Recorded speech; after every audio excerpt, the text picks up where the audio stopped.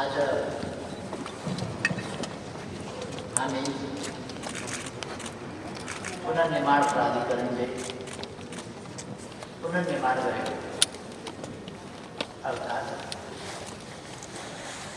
72 साल वैशाख 12 गतिको विनाशकारी भूकम्प र त्यसपछिका ठुल्ठुला पराक्रमहरूले विनाश गरे। थुप्रै संरचनाहरू निजी आवासहरू निर्माण गर्ने क्रममा यो ऐतिहासिक र प्रमुख प्रशासकीय सिंहदरबारको पुनर्निर्माण फेरि प्रधानमन्त्री कार्यालय बसेर सञ्चालन गर्दा मिल्ने गरी पुनर्निर्मित अवस्थामा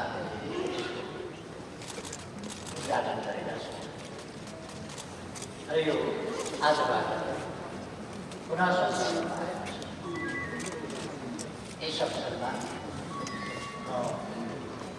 खुसी व्यक्त गर्न चाहन्छु र पुनर्निर्माण प्राधिकरणलाई विशेष धन्यवाद दिन चाहन्छु।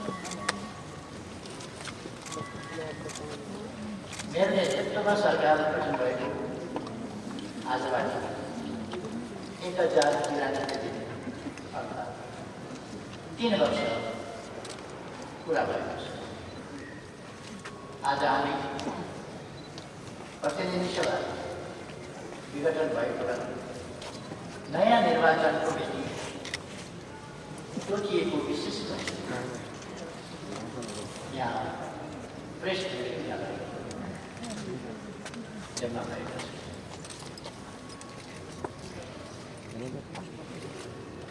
त्यसैले वर्तमान सरकारले सन्धिमा गरेका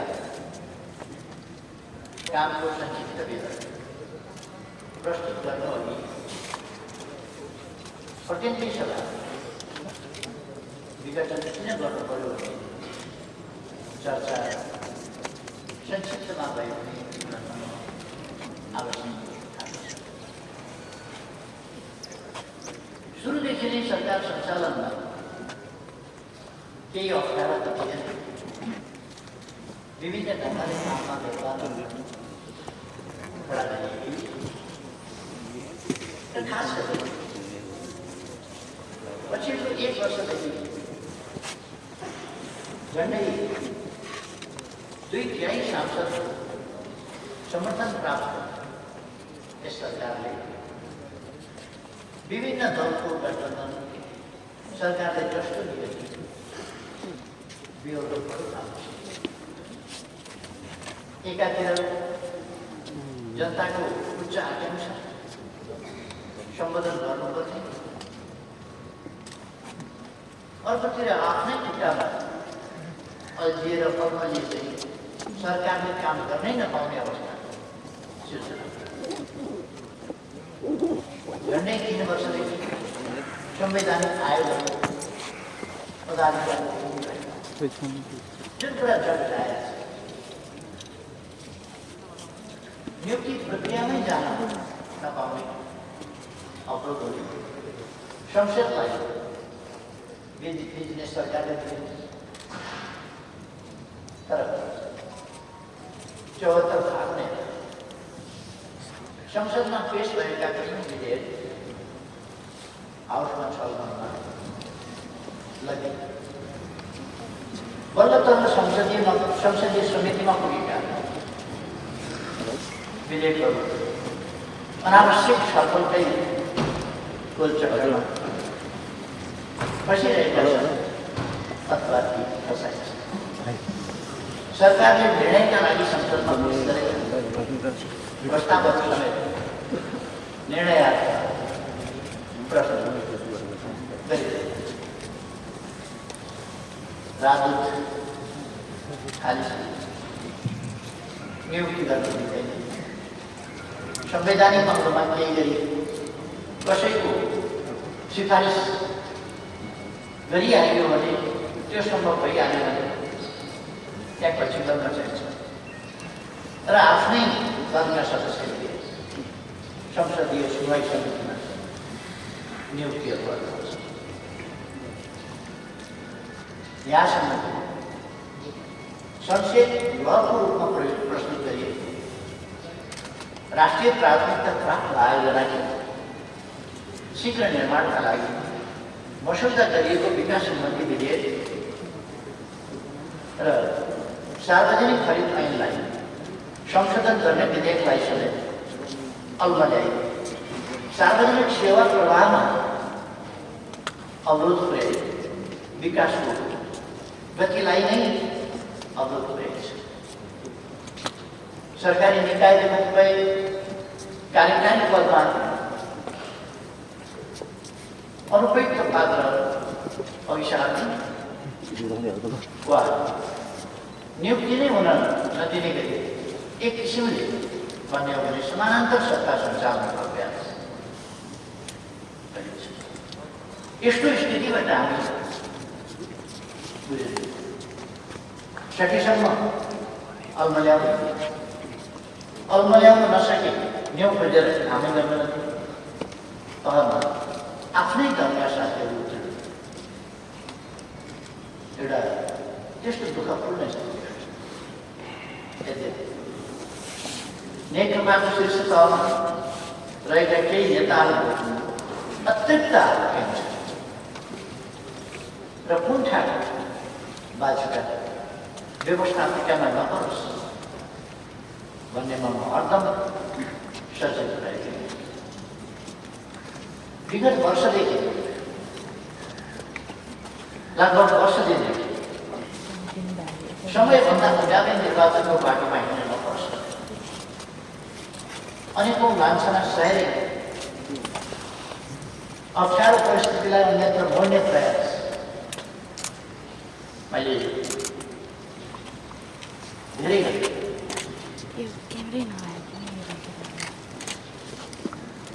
गठबन्धन सरकारको अर्को कुनै समूहले आफ्नो पार्टीका अध्यक्ष एवं प्रधानमन्त्री विरुद्ध अचानक निराधार र झुटा फौजदारी अभियोग छापेर देशभरि वितरण गरेर पृथक बाटोबाट सरकारमाथि हमला गर्ने र सकेसम्म विस्थापितै गर्ने बाटोमा हिँड्न तर्सिरहेका नेताहरूलाई सम्झाउनेर स्थितिमा परिवर्तन ल्याउने स्थितिलाई सकारात्मक बनाउने प्रयास लगातार गरिरहेका यो प्रयास गत पुष 5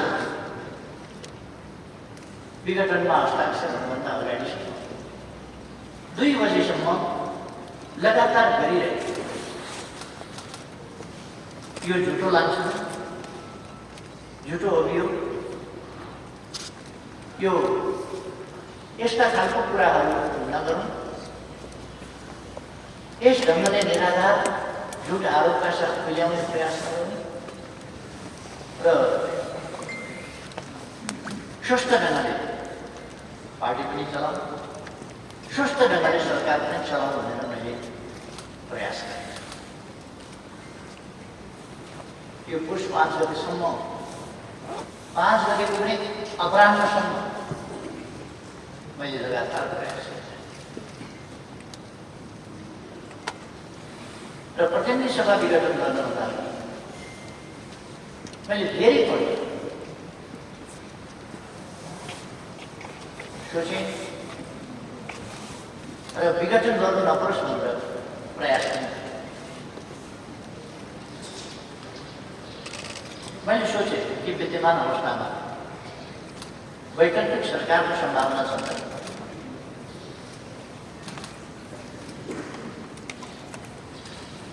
प्रतिनिधि सभाका करिब 64% सदस्यद्वारा समर्थित मात्रै होइन, त्यति सङ्ख्या रहेको दलको म निर्विरोध निर्विवाद नेता र सर्वसम्मत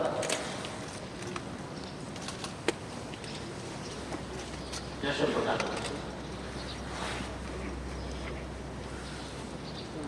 मेरा विरुद्ध संसदीय दलमा कुनै चर्चा विपरीत चर्चा आलोचना टिप्पणी केही पनि छैन।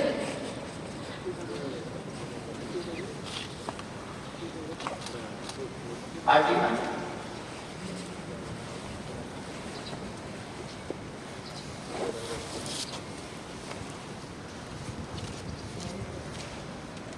केही व्यक्ति भित्र गाइने सानो संख्याको एउटा गाइने आलोचना टिप्पणी र एकजना व्यक्तिले एउटा झुटो लान्छनाको पत्र पेश गरेको बाहेक अरू केही छैन। संसदीय दलमा मेरा विरुद्ध कुनै उजुरी छैन।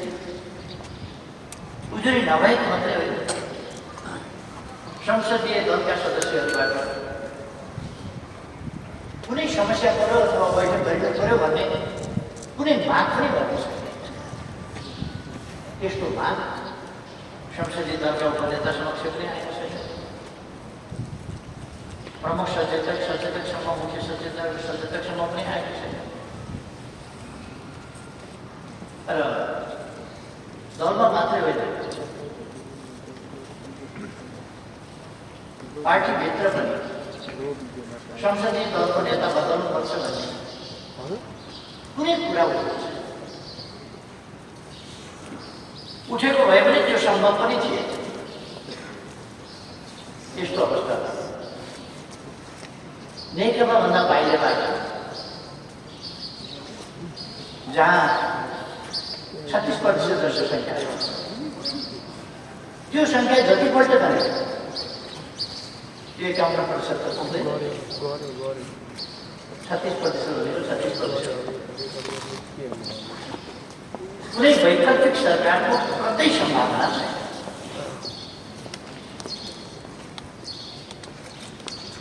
त्यस्तो अवस्थामा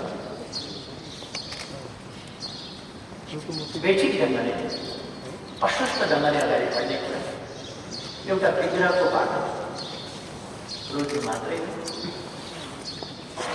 जसले सबै हामीले आयोजन गरेको राजनीतिक प्रणाली र त्यस प्रणालीले माग गर्ने र माग गरिरहेको स्थिरता र स्थायी जोड्ने सम्भावना। यदि मैले विघटनको बाटो नगएर अरू अस्वस्थ गतिविधितर्फको बाटोलाई खुला गर्दैन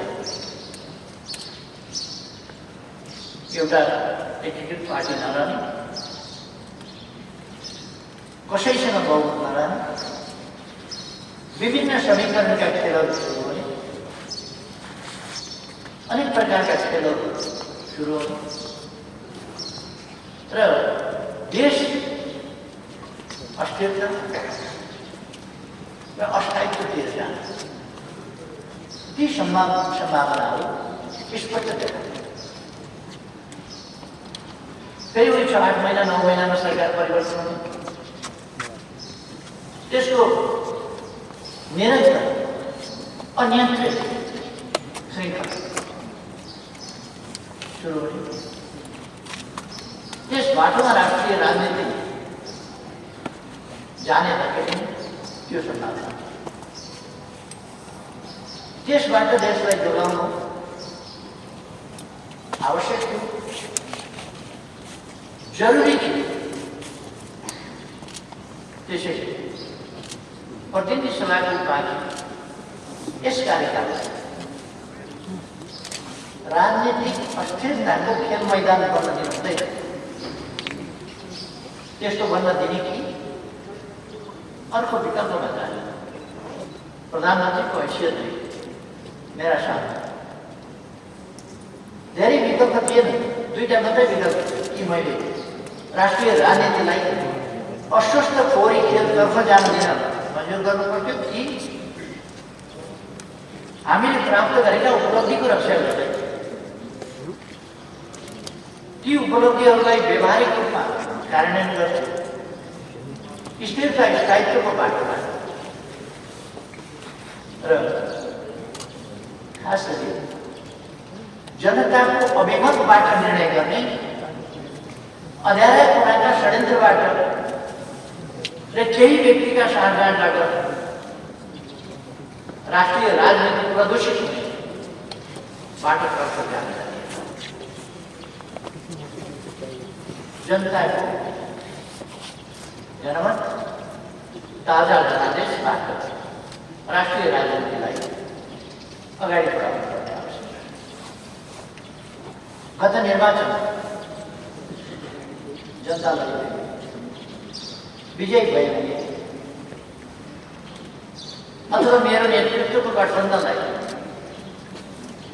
सरकार सञ्चालन गर्ने गरी जनमत प्राप्त भयो भने राजनीतिक अस्थिरता हुन दिन्न, रोक्छु। राजनीतिक स्थायित्व कायम गर्दै विकास र समृद्धिको बाटोमा देशलाई अगाडि बढाउनु भन्ने मेरो प्रतिबद्धता मैले सम्झेँ। अनि विगतमा भएका विश्वास अविश्वास विभाजन क्षमता लेनदेन आदिका अस्वस्थ खेलको एउटा सिलसिला सम्झेँ। त्यसलाई सिर्जना गर्ने अस्थिरता र अस्वस्थ बाटोतर्फ देशलाई जान मिल्दैन, जान दिनै हुँदैन। एकातिर प्रतिनिधि सभाबाट अर्को सरकार बन्ने विकल्प नहुनु थिएन, छैन। अर्कोतिर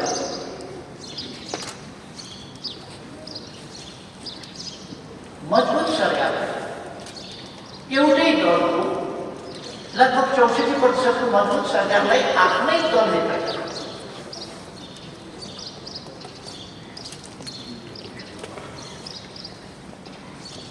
आफ्नै सहकार्यहरू चल्नै नदिने खालको त्यस्तो बेलामा पूर्ण एउटा जटिल अवस्था राष्ट्रप्रति जिम्मेवार हुँदै फेरि जनताका बिचमा जानु भयो।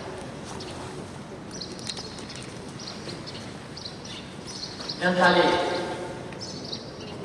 सुम्पिएको जिम्मेवारी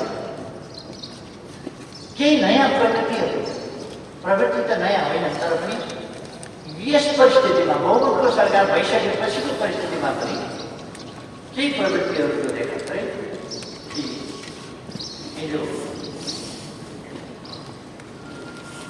गरेका कबुलभन्दा पनि छ, ती कबुल पुरा गर्न नसकिने अवस्था भएपछि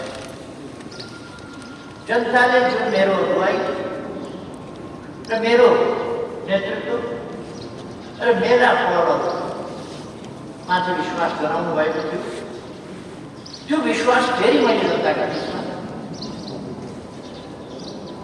व्यवधानकारीहरूलाई असफल पार्दै जनताका बिचमा जानु र त्यो विश्वास प्राय गर्न आवश्यक।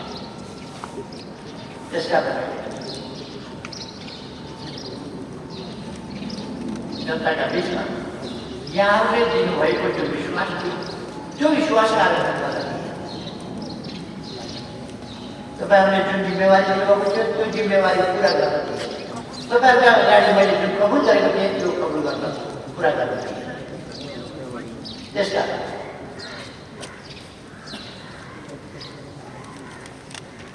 म पुनः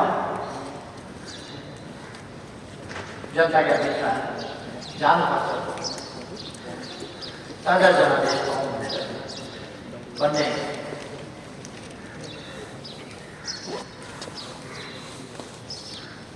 निर्णयमा पुगे र एउटा नयाँ कदम छ।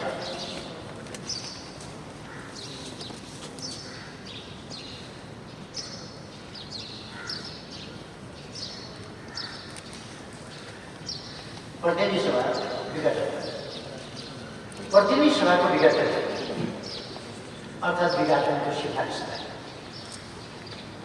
संविधान विपरीत जनादेशको अवहेलना र प्रतिगमन जस्ता आपत्तिजनक आरोप लगाइएको मैले सुनेको छु। मलाई उदेक लाग्छ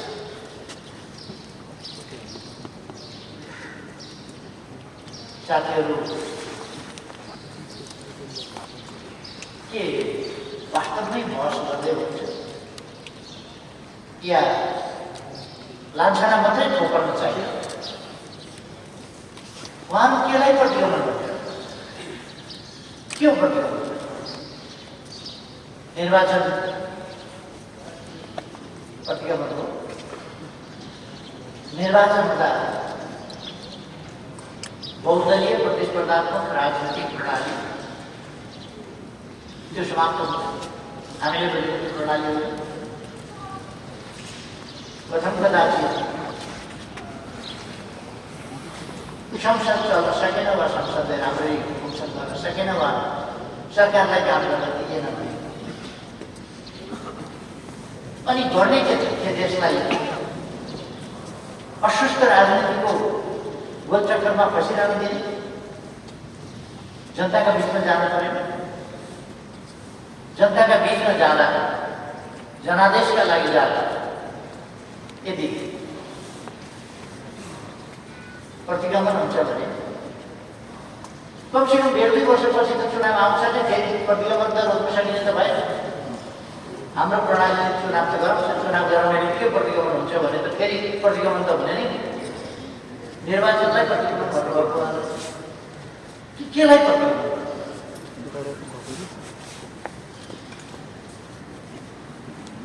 के अहिले हामी संविधानले कोरेका प्रणालीका सीमाहरूभन्दा बाहिर गएका छौँ?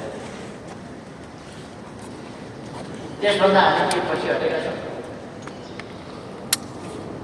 हामी सङ्घीय लोकतान्त्रिक गणतन्त्रको सुदृढीकरण र त्यसले अंगीकार गरेको सामाजिक सांस्कृतिक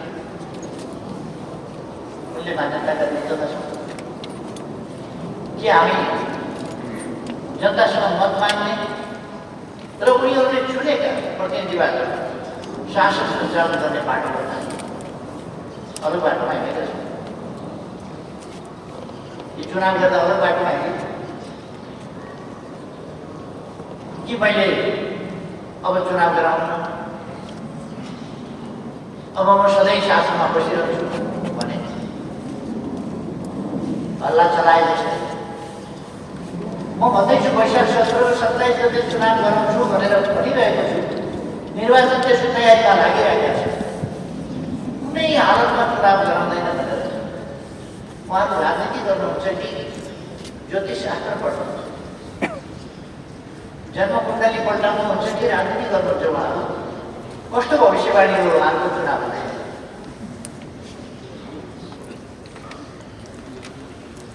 हामी कोही उल्टो बाटोतिर फर्केका छैनौँ। उल्टो बाटोतिर हामी फर्केका छैनौँ। संविधानको रक्षा हाम्रो प्रतिबद्धता हो, त्यसको सृजनात्मक कार्यान्वयन प्रतिबद्धता हो, प्रणालीको रक्षा हाम्रो प्रतिबद्धता हो, सुदृढीकरण प्रतिबद्धता हो। अनि त्यसको व्यवहारिक कार्यान्वयन गर्दै त्यसमा आइपरेका अप्ठ्यारा र व्यवधानहरू छुट्याउँदै लोकतन्त्रलाई सुदृढ गर्दै देशमा स्थिरता र स्थायित्व कायम गर्दै लोकतन्त्रको बाटोमा अगाडि बढ्छौँ, जनताको आदेश र अभिमतबाट अगाडि बढ्छौँ भने प्रतिगमन भएको छ।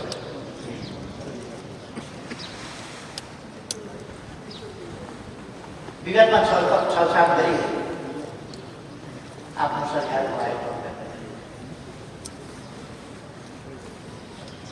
म इतिहासका घाउहरू उक्ल्याउनेतिर जान चाहन्छु। सरकार ढाल्न के गरिए, सरकार बनाउन टिकाउन के विगतमा त्यतापट्टि जान चाहन्छु। अहिले त्यस्ता प्रकारका अस्वस्थ खेलहरू होइन। जनताका बीचमा ताजा जनादेशका लागि जाने बाटो अवलम्बन असुष्ट गरिएको छ। असुष्ट बाटो अवलम्बन गरिँदै अलोकतान्त्रिक बाटो हिँड्दै लोकतन्त्रका अभ्यास र आचरण विपरीतका क्रियाकलाप गरिँदै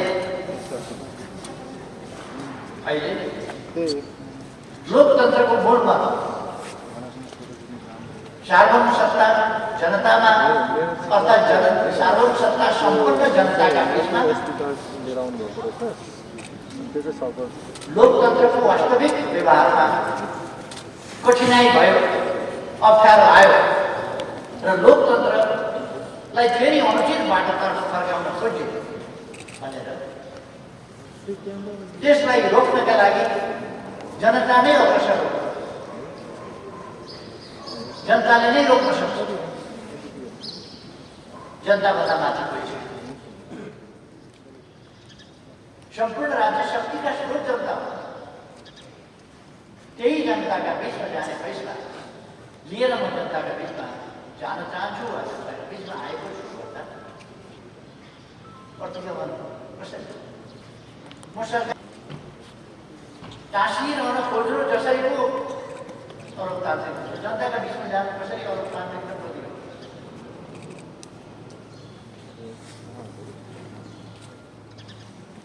मैले तपाईँले दिनुभएको जनमतले जुन परिणाम प्राप्त हुँदा पर्ने थियो, केही तत्त्वहरूले त्यो परिणाम प्राप्त गर्न दिएन, त्यतापट्टि हिँड्ने कुरामा व्यवधान खडा गरे।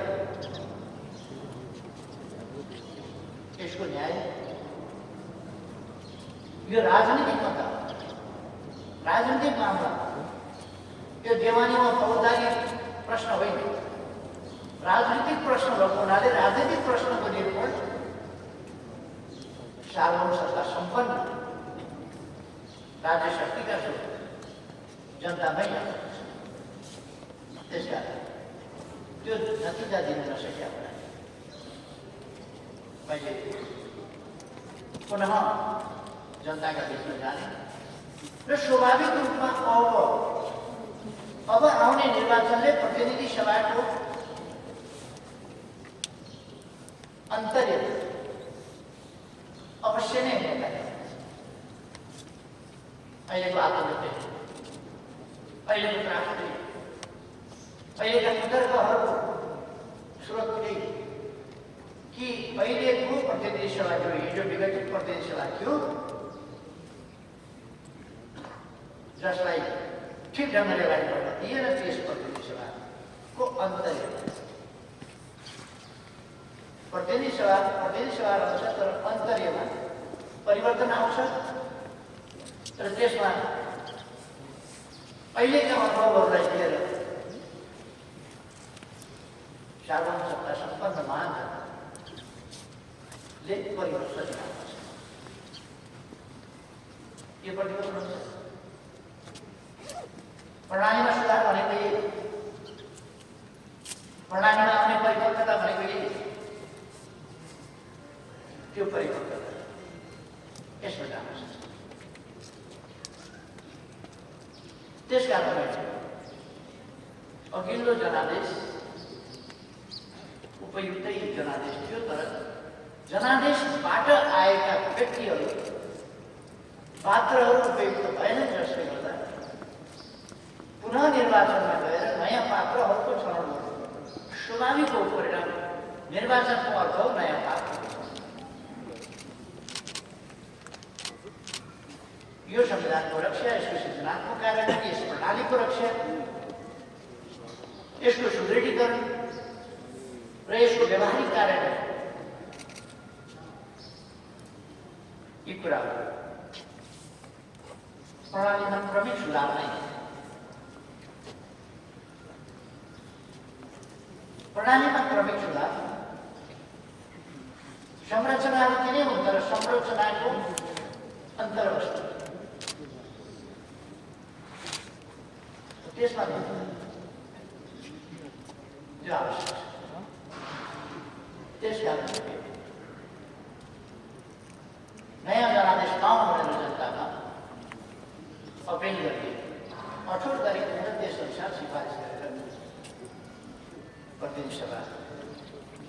भङ्ग भयो। जनादेशको अवहेलना होइन, जनादेशप्रतिको सम्मान हो, तर जनताका अगाडि नतमस्तक भएर नयाँ जनादेशका लागि चाहे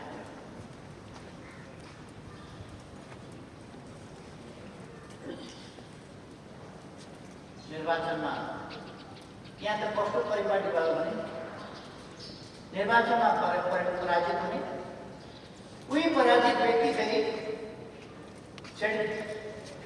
झ्यालबाट जस्केराबाट छिरेर प्रधानमन्त्री, जुन निकायमा ढोका बन्द गरियो जनताले पराजित गरे, उही व्यक्ति जस्केराबाट छिरेर अशक्त खालका गतिविधि र क्रियाकलापबाट प्रधानमन्त्री विगतका ती कुराहरूलाई सम्झिकन अहिले पनि त्यो अशस्त क्रियाकलाप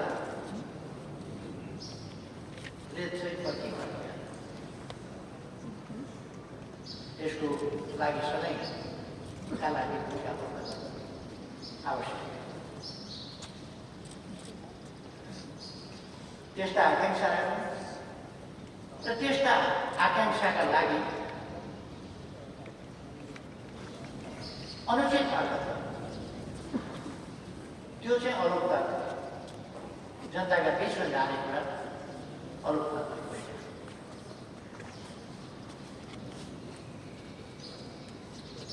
पार्टीमा आन्तरिक प्रतिस्पर्धाहरू हुन्छ।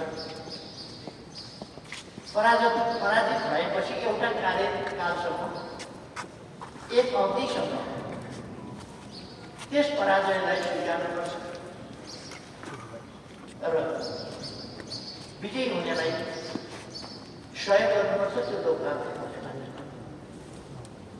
तर विजयी हुनेलाई काम गर्न नदिने, असहयोग गर्ने, पराजित भएको जुन ठाउँ हो त्यही ठाउँ मलाई चाहियो भनेर फेरि आफू पराजित भएको ठाउँ नै मलाई चाहियो।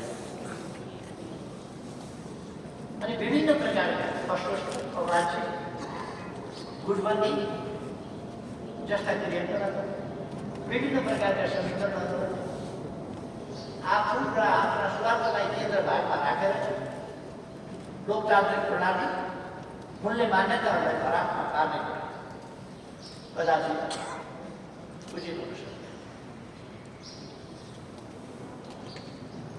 त्यसकारण मैले ताजा जनादेशका लागि निर्वाचनको बाटो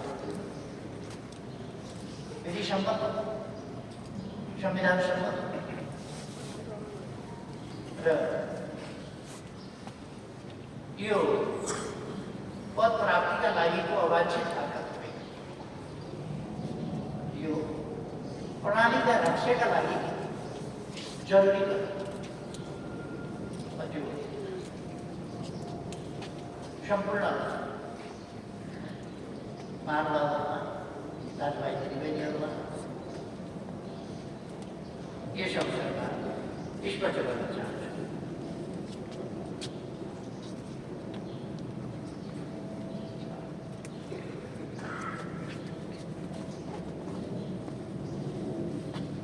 हामी संविधानले निर्दिष्ट लोकतान्त्रिक प्रणालीका मूल्य मान्यता अवलम्बन गर्ने बाटो गुटबन्दी, जालमेल, षड्यन्त्र, विक्रम लोकतान्त्रिक मूल्य मान्यता होइन। लोकतान्त्रिक मूल्य मान्यता, लोकतान्त्रिक विधि पद्धति प्रक्रियाबाट अगाडि बढ्नु चाहिँ लोकतन्त्रको मर्म हो। त्यसै कारण निर्वाचन लोकतान्त्रिक प्रणाली, लोकतन्त्रमा निर्वाचन राष्ट्र वा पार्टीलाई विभाजन गर्दै एक बनाउँछ। तर निर्वाचन घोषणा भइसकेपछि त पार्टी त एकजुट भएर चुनाव घोषणा पत्र तयार गरेर प्रतिबद्धताका साथ एकताबद्ध भएर जनताका बिचमा तर त्यस ठाउँमा पार्टीलाई विभाजित गर्ने, कमजोर बनाउने, यो कसको हित, कसका लागि, कसका स्वार्थका लागि? त्यसका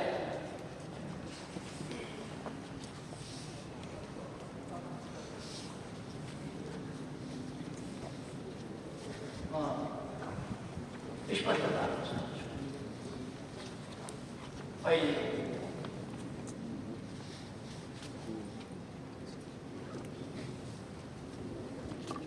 खास गरी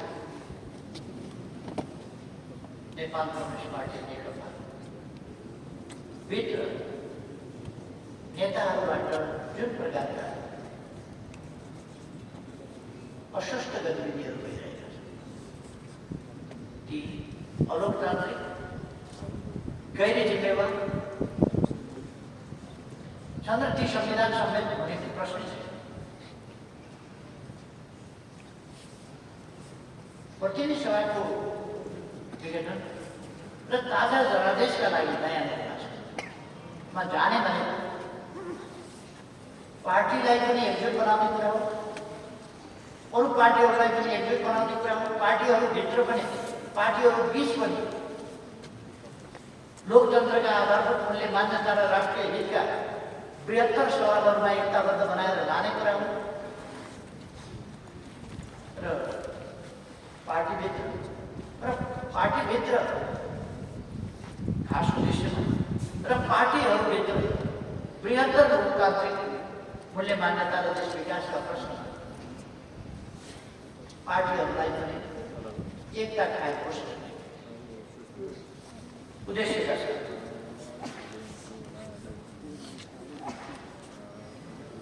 अगाडि बढाउने लोकतन्त्रमा निर्वाचनले राष्ट्र वा पार्टीलाई विभाजन गर्दैन, बरु यो बनाउँछ सही र गलत बीच प्रतिस्पर्धा गराउँछ।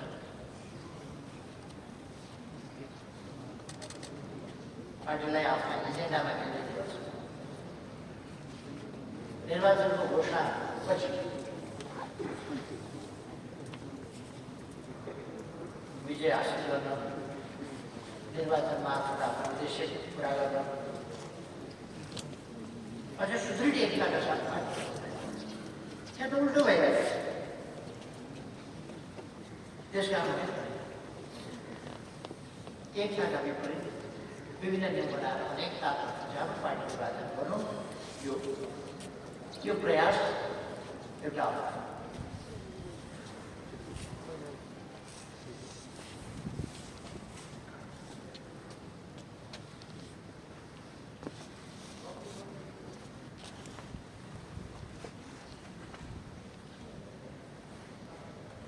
ताजा जनादेश वास्तवमा अराजकताको अन्त्य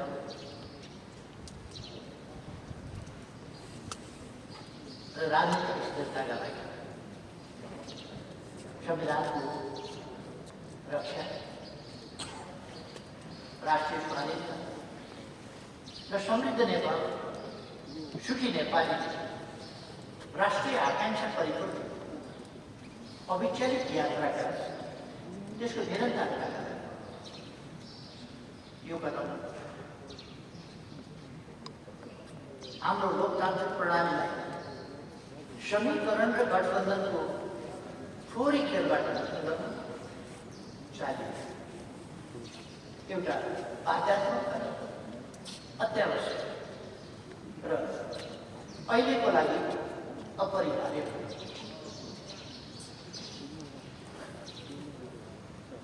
3 वर्ष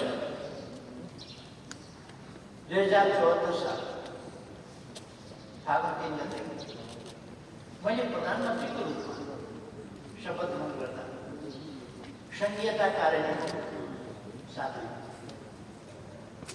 संविधान कार्यान्वयनका लागि गर्नुपर्ने सबै कामहरू त्यति बेला बाँकी। सरकार सञ्चालनको 1 वर्ष पुरा भएको अवसरमा देशवासीलाई सम्बोधन गर्दै मैले परिस्थिति स्मरण गरेको थिएँ। 1 वर्ष अघि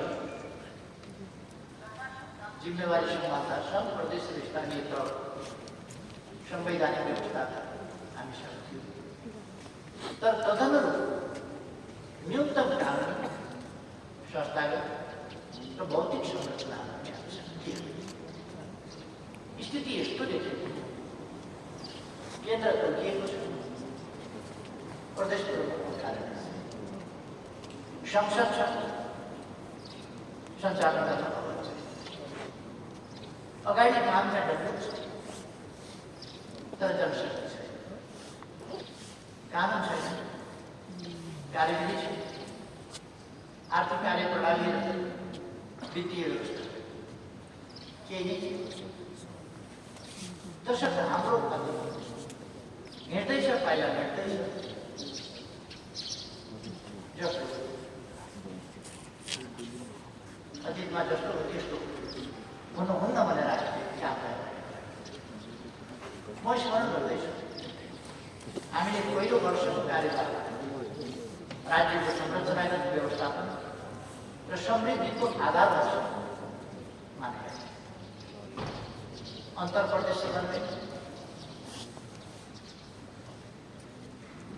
अन्तर प्रदेश समन्वय परिषद मार्फत संघीयता कार्यान्वयन, सहजीकरण कार्ययोजना कार्यान्वयन गरेका छन्। वित्तीय संघीयता कार्यान्वयनका लागि राजस्व बाँडफाँडको विस्तृत आधार र ढाँचा निर्धारण गरेका छन्।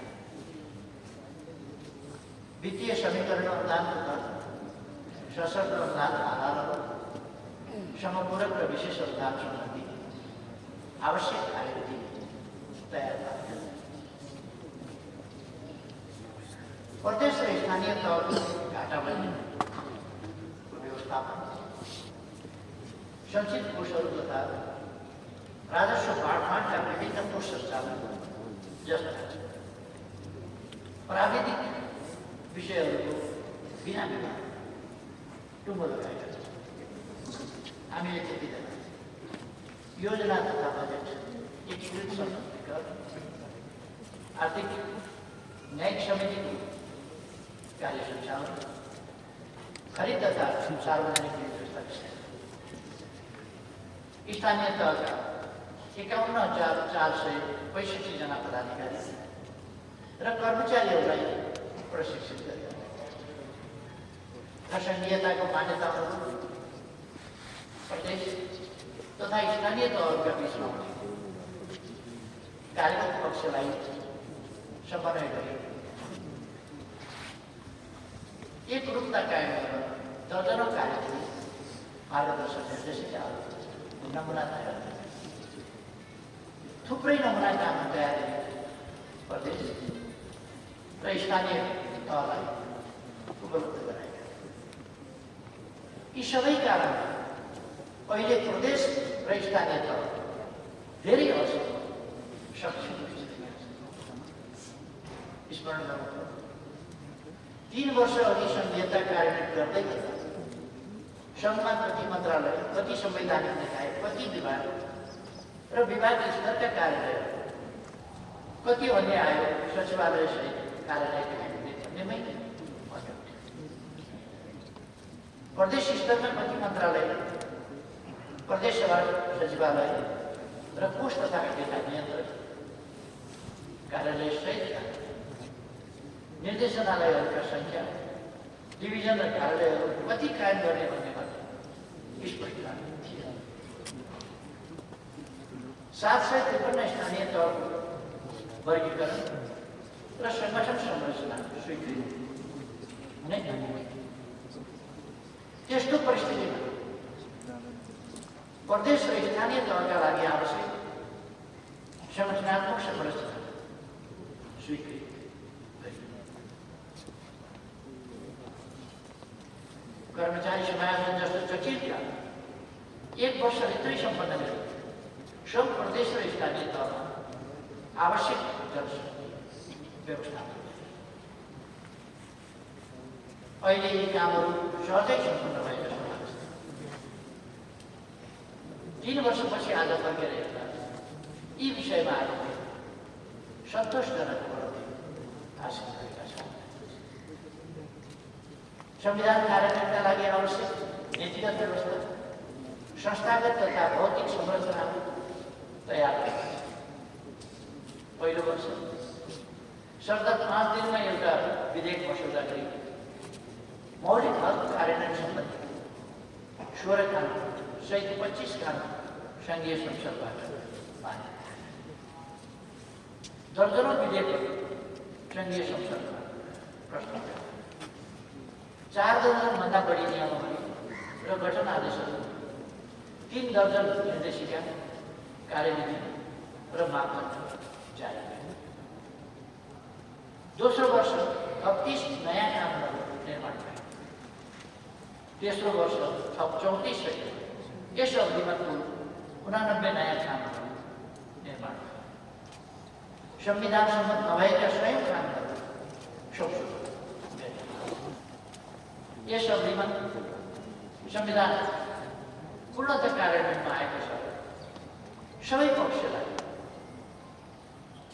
स्वीकार्य गरेको छ। मैले सरकारको नेतृत्व समान्तर हाम्रो अर्थतन्त्र अस्तव्यस्त अवस्था फलिएको र भत्तपर पनि थियो। यस्तो अन्योलमा बनिएको अर्थतन्त्रले सरकार गठनको वर्ष दिन पुरा नहुँदा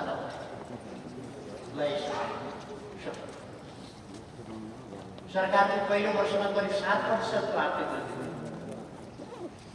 दोस्रो वर्ष 7% भन्दा माथिको आर्थिक वृद्धि। बेलायती पत्रिका द इकोनोमिस्ट नेपालले 10 उदीयमान र उच्च आर्थिक वृद्धिको बाटो समातेका मुलुक प्रश्न अर्थतन्त्रका सबै क्षेत्रहरूको वृद्धि दर 5% भन्दा माथि, सातवटै प्रदेशको आर्थिक वृद्धि 6% भन्दा बढी। यही बेला मात्र संसारमा कसैले पनि नसोचेको कोभिड-19 महामारी यसले विश्व अर्थतन्त्रको संरचना नै बदलायो। केही मुलुकहरूको वृद्धि नकारात्मक रह्यो, कति मन्दीको चपेटामा, कयौं देशका अर्थतन्त्र नराम्रोसँग छिटो। हाम्रो पनि आर्थिक वृद्धि दर त घट्यो, तर सरकारको सुझबुझ नीतिगत स्पष्टता र पूर्व सक्रियताका कारण नेपाली अर्थतन्त्र मन्दीको चपेटामा पऱ्यो। 3 वर्षको औसत वृद्धि 5.5% को आधार कोभिड-19 को असर घट्दै जाँदा अहिले हाम्रो अर्थतन्त्र फेरि पुरानै गएका चालु आर्थिक वर्षको 6 महिनाका केही तथ्यले हाम्रो अर्थतन्त्र पुनः उच्च आर्थिक वृद्धिको बाटो समात्ने गरी चलाइमा भइसकेको देखिन्छ। अर्को वर्ष 15 योजनाले प्रक्षेपण गरेको 10% हाराहारीको आर्थिक वृद्धि दर हासिल हुन सक्ने सम्भावना प्रबल रहेको छ। यसै आर्थिक वर्षको पछिल्लो 6 महिनामा शोधनान्तर बचत रु 124 अर्ब, अघिल्लो आर्थिक वर्षको सोही अवधि यस्तो बचत रु 26 अर्ब। वार्षिक बिन्दुगत आधारमा उपभोक्ता बजेट सूचकाङ्कमा आधारित मुद्रास्फीति 3.5%, आयात 4.8% घटेको छ भने निर्यात 6.1% बढेको छ। विप्रेषण आफूमा नेपाली रुपैयाँ 11.1% र अमेरिकी डलरमा 6.7% बढेको छ। कुल विदेशी विनिमय सञ्चित अमेरिकी डलर 12.78 करोड पुगेको छ। सङ्घीय सरकारको खर्च 415 अर्ब 75 422 लाख 24 लाख बैंक तथा वित्तीय संस्थाको निश्चित सङ्कलन 9.2% वृद्धि भएको छ। रु 185 अर्ब बराबर वैदेशिक सहायताको प्रतिबद्धता प्राप्त भएको छ। यस 3 वर्षको अवधिमा सार्वजनिक खर्चको आकारमा झन्डै 29% वृद्धि भएको छ। सार्वजनिक बजेटको आकार रु 186.64 लाख बढेको छ। अमेरिकी डलरमा प्रति व्यक्ति आय 23.6%, 887 बाट 1097 र नेपाली रुपैयाँमा 35.2% बढेको छ।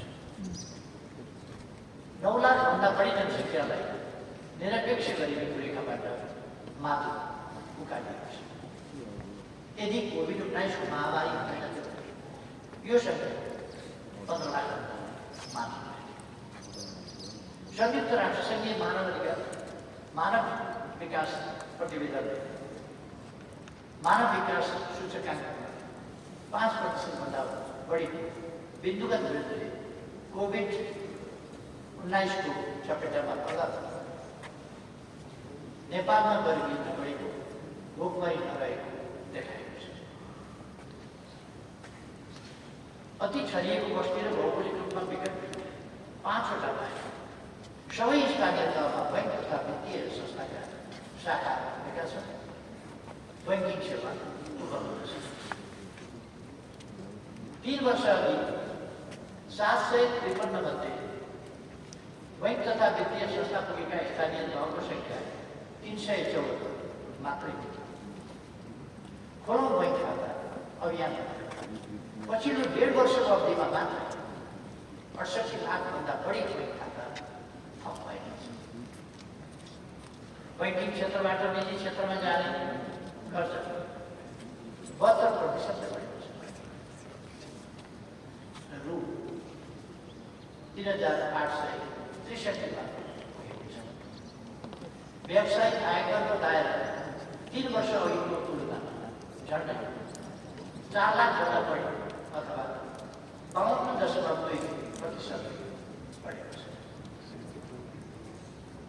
यस वृद्धिले अर्थतन्त्र थप औपचारिक बनेको जनाउँछ। बिमा सेवाको विस्तार 8.7% बढेर 22.7% पुगेको छ। राजस्व परिचालन 100 अर्बभन्दा बढी भएको छ। कोभिड-19ले संसारकै आपूर्ति सञ्जाल र व्यवस्था खलबल्याउँदा पनि मूल्य वृद्धि 5% भन्दा माथि भएको छैन।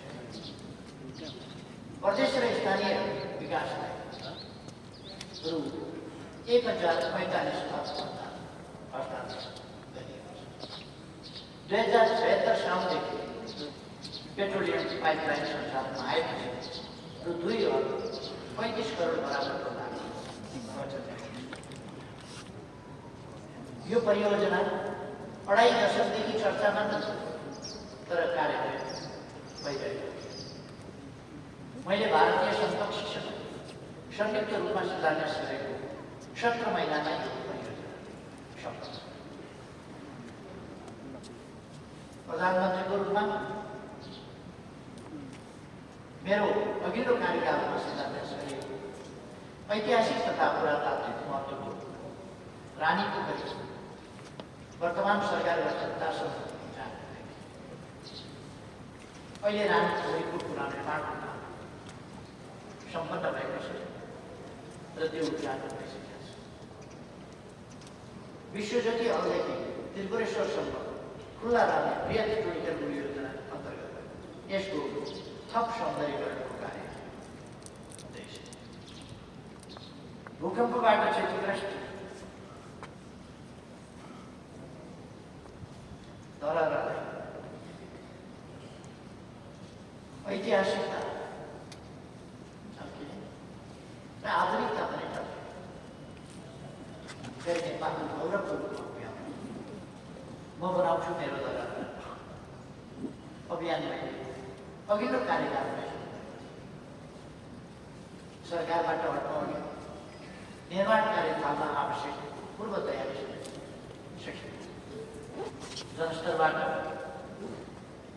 स्रोत सङ्कलनको आधार समेत बनाइएको तर करिब 2 वर्षपछि फेरि प्रधानमन्त्री बनेर आउने व्यवस्था पोहोरको इटमा साथी अहिले 22 तल्ले तला राख्ने 28औं तलाको तला सम्पन्न भइसक्यो। धराराको निर्माण कार्य यसै छ पुरा हुन्छ। राष्ट्रिय पुनर्निर्माण प्राधिकरणको कार्यकाल सकिँदैछ।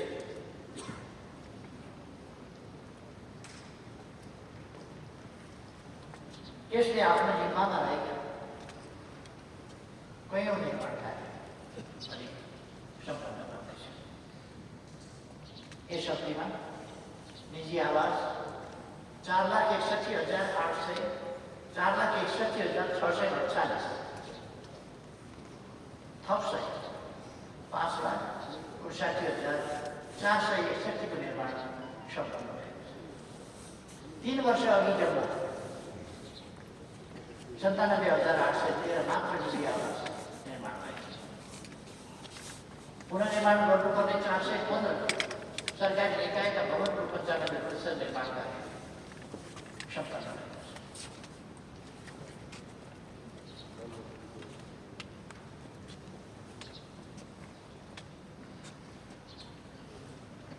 अब जम्मा 19 भवन मात्रै निर्माणाधीन छ।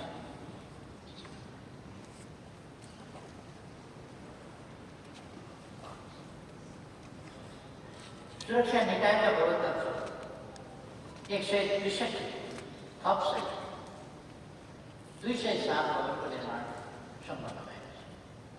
3 वर्ष अघि जम्मा 44 भवन मात्रै निर्माण सम्पन्न भएका थिए।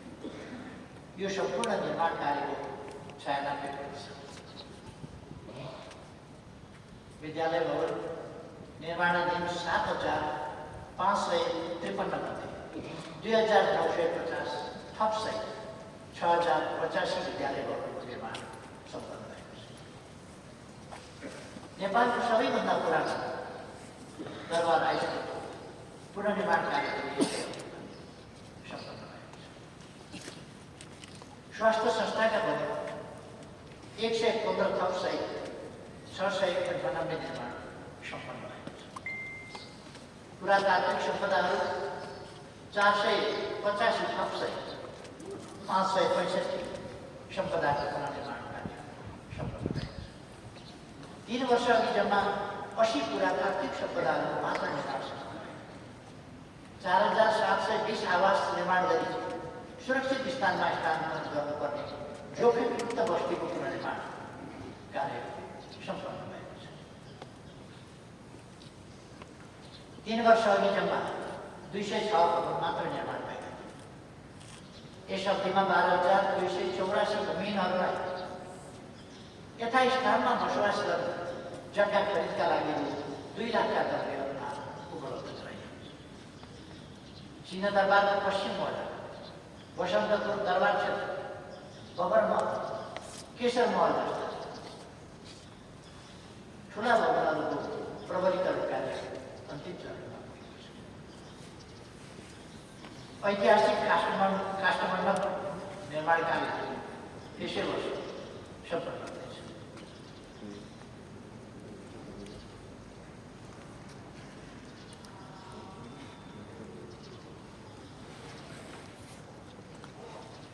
मैले यस सरकारको पहिलो वर्षलाई आधार वर्ष त्यसै गरी दोस्रो वर्षलाई समृद्धिको आरम्भ वर्षका रूपमा उल्लेख गरेको थियो। चुनावको घोषणा, नीति कार्यक्रम, बजेट र त्यसको कार्यान्वयनमा तादात्म्यता छैन भन्ने मान्यता स्थापित गर्न खोजिएको थियो। सरकारको तर्फबाट घोषणा पत्रमा गरिएको प्रतिबद्धता 2 आर्थिक वर्षका नीति कार्यक्रममा उल्लेख गरिएका विषय, त्यसको लागि गरिएको बजेट व्यवस्था, र कार्यान्वयन स्थिति सहितको सचित्र प्रकाशन सङ्घीय संसदमा वितरण सहित समेत गरेको पूर्वाधार विकासको अङ्गमा प्रवेश गर्नु म फेरि गत साल आफ्नै बनाइ दोहोऱ्याउन चाहन्छु। कुनै समय सिङ्गो वर्षभरिमा 10 किलोमिटर मात्रै बाटो काम यस्तो अवस्था यो सरकार गठन भएपछि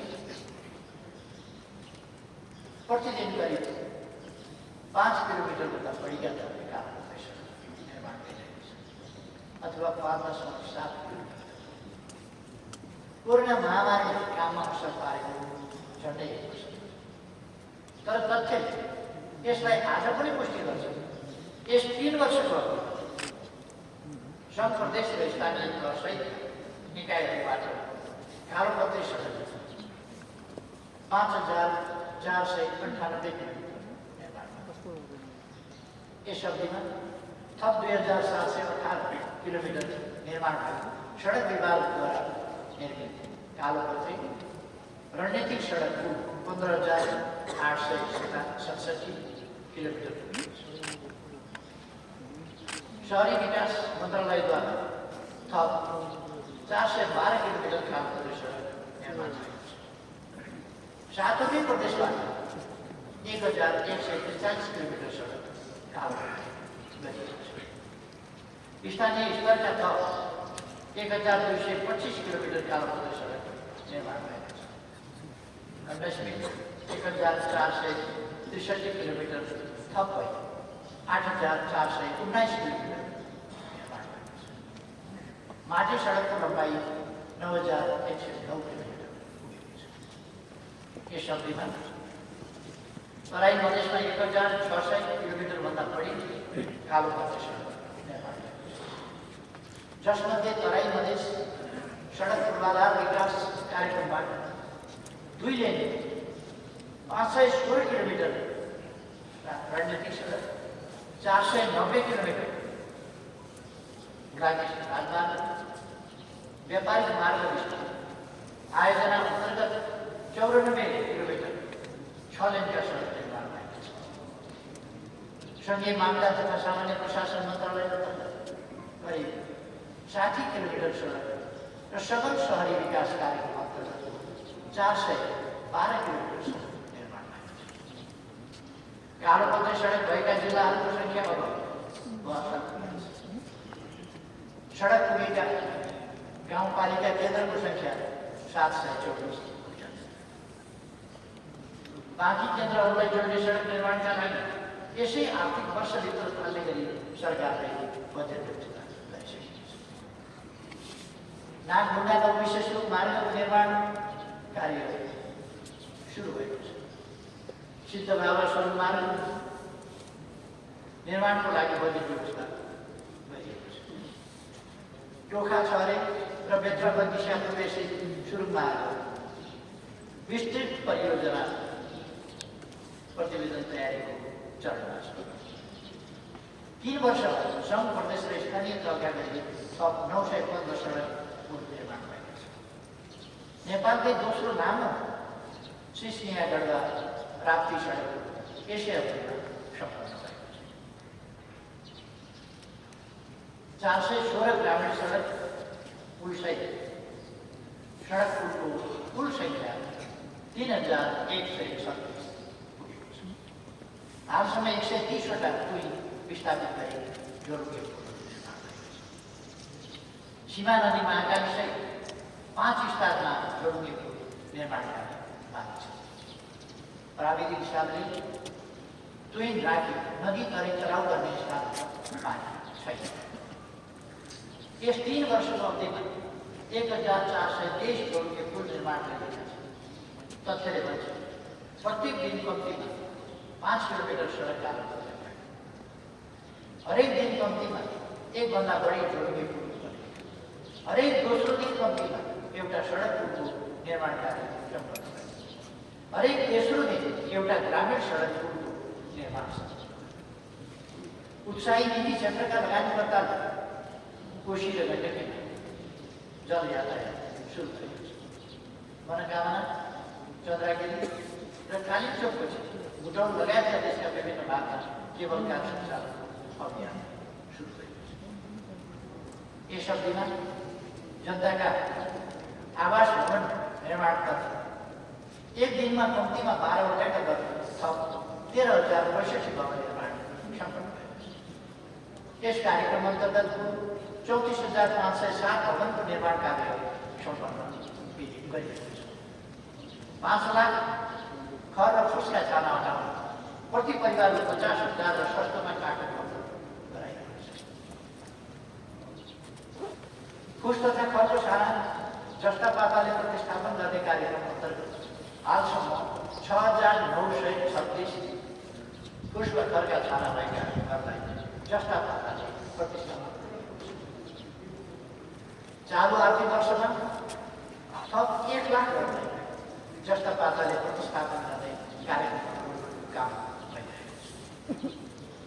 2075 चैत 17 गते राति आएको हावाहुरी र चक्रवात आदिका कारण विस्थापित बस्तीको लागि 12 र पर्सा जिल्लामा 869 घरको निर्माण कार्य तत्काल सम्पन्न भयो।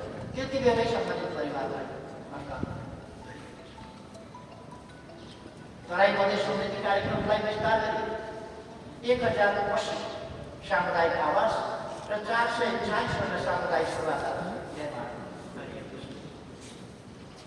गोदावरीमा 3,000 क्षमताको अन्तर्राष्ट्रिय सभा भवन, लुम्बिनीमा 5,000 अट्टे सभा भवनको निर्माण अन्तिम चरणमा पुगेको छ। सिंहदरबार परिसरमै नयाँ संसद भवन, बालुवाटारमा प्रधानमन्त्रीको सरकारी निवास, ललितपुरको भैँसीपाटीमा मन्त्रीहरू, मुख्यमन्त्री तथा प्रदेश प्रमुख, सभामुख र उपसभामुख र राष्ट्रिय सभाका अध्यक्ष तथा उपाध्यक्षको सरकारी निवास तीव्रताका साथ निर्माण भइरहेको छ। भौतिक पूर्वाधार अन्तर्गतका 7वटा राष्ट्रिय गौरवका आयोजनाहरूको 2074 फागुनको तुलनामा 2077 पुष वर्षान्तसम्मको भौतिक प्रगति यस्तो देखिएको छ। हुलाकी राजमार्ग 25बाट 68.2%, कालीगण्डकी करिडर जोङसङ खण्ड 56%, कालीगण्डकी करिडर पाल्पा खण्ड 20.5%, काठमाडौँ तराई मार्ग 11.1%, उत्तर दक्षिण कर्णाली लोकमार्ग 12.5बाट 23%, रेल, मेट्रो रेल, मोनोरेल आयोजना 8.8बाट 23.2%, पुष्पलाल मध्य पहाडी राजमार्ग र उत्तर दक्षिण कोशी लोकमार्गको पनि प्रगति भइरहेको छ। ऊर्जा उत्पादन तथा वितरणको सन्दर्भमा 1 वर्ष अघि मैले भनेको थिएँ, बिजुलीको पर्याप्त उपलब्धता भइसके एउटा युगमा नै परिवर्तन आएको छ। दियो मल्टिटेलको प्रयोगबाट बल्ने बत्तीको युग सदाका लागि अध्ययन हुँदैछ।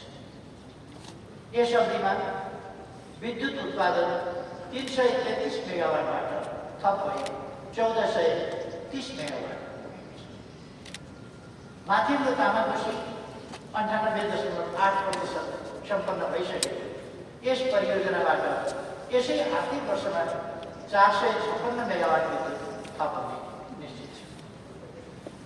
66 केबी क्षमताभन्दा माथिको विद्युत प्रसारण लाइन 837 किलोमिटर विस्तार भई 4,251 किलोमिटर पुगेको छ। धनुषाको ढल्केबरमा देशकै सबभन्दा ठुलो विद्युत सब स्टेसन निर्माण सञ्चालनमा आएको छ। म्याग्दी पर्वतमा निर्माण भएको दोस्रो ठुलो विद्युत सब स्टेसन हालै उद्घाटन गरिएको छ। विद्युतमा पहुँच पुग्ने जनसङ्ख्या 6% बढेर 90% पुगेको छ।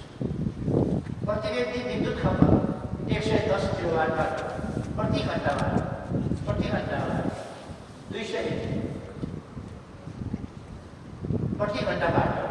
260 किलोवाट प्रति घण्टा, 110 किलोवाट प्रति घण्टाबाट 260। विद्युत चुहावट 25%बाट घटेर 15.3%मा झरेको छ। जलविद्युत सम्बन्धी राष्ट्रिय गौरवका 3 आयोजनामध्ये पश्चिम क्षेत्रको खासै उल्लेखनीय प्रगति गर्न सकेका छैन। बुढी गण्डकीको प्रारम्भिक कार्य 20%बाट 70% सकिएको छ। माथिल्लो तामाकोशी सम्पन्न हुँदैछ।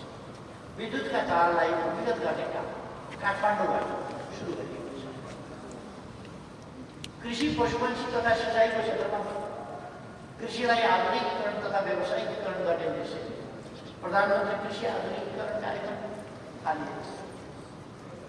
यस अवधिमा रासायनिक मलको अनुदान 125% भन्दा बढीले वृद्धि गरेर वार्षिक अनुदान 10,68,98,00,000 पुर्याएको छ। प्रमुख खाद्य बालीको उत्पादन 11.2% बढेको छ। माछा मासुको उत्पादनमा 20%, दुध उत्पादन 19% र तरकारी उत्पादन 9% बढेको छ। अन्डामा आत्मनिर्भर र माछा मासुमा आत्मनिर्भरमा चाहिँ अब पुगिसकेको छ। दक्षिण एसियामै पहिलोपटक डिजिटल स्वेल यसै हप्ता सुरु हुँदैछ। साथै किसान सूचीकरणको कार्यक्रम यसै हप्ता सुरु गरिँदैछ। सिँचाइ सुविधा तराई मधेस सिँचाइ विकास कार्यक्रमबाट 3 वर्षमा 30,000 हेक्टरभन्दा बढी क्षेत्रमा सिँचाइ सुविधा विस्तार गरिएको छ। आज सिँचाइ सुविधा 15 लाख हेक्टर क्षेत्रमा